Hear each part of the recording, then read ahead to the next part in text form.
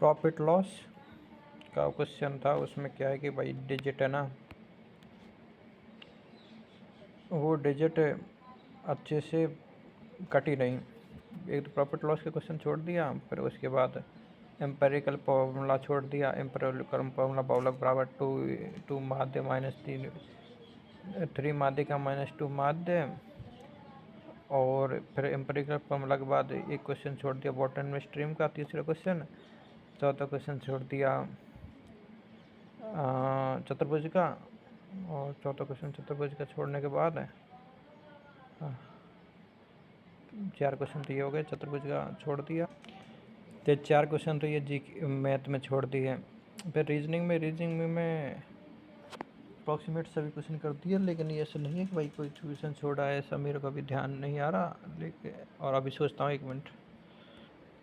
इसके बाद जीके के सभी क्वेश्चन सॉल्व कर दिए थे। उसमें क्या कुछ क्वेश्चन थे ऐसे थे कि भाई जैसे कि भाई स्मार्ट सिटी इंडिया में कितनी सिटी चुनी गई है, 100, 150। अब इसमें एग्जैक्ट वैल्यू डाटाबेस क्वेश्चन, तो ये अटेंड करना थोड़ा डिफ़िकल्ट रहता है। और इसी तरह एक क्वेश्चन पूछा गया था कि भाई भ्रष्टाचार सूचकांक में भारत लैंगिक असमानता सूचकांक में कितने लोग देशों में भारत की रैंकिंग की गई थी, इस तरह का क्वेश्चन था। तो ये थोड़ा करना इजी नहीं था, तो ये भी छोड़ दिया।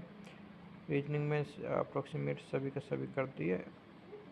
तो 5 क्वेश्चन मैथ के छोड़े तो कितने हो गए 85 और 5 क्वेश्चन से 10 क्वेश्चन करीब 10 क्वेश्चन जीके के छोटे 95 हो गए। और 5 क्वेश्चन अगर उसके भी छोटे होंगे,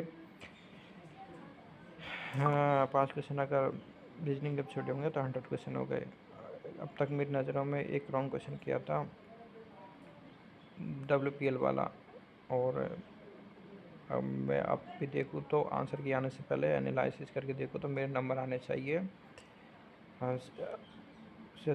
80, मतलब मेरे 65 का अभी मैं टारगेट लेके चल रहा हूँ। उसमें गलत भी होंगे सही भी होंगे, लेकिन 60 to 65 नंबर मैं अपना लेके चल रहा हूँ बिफोर आंसर की चेक किए। Gas score 60 to 65। देखते हैं आंसर के आने के बाद कितना स्कोर रहेगा।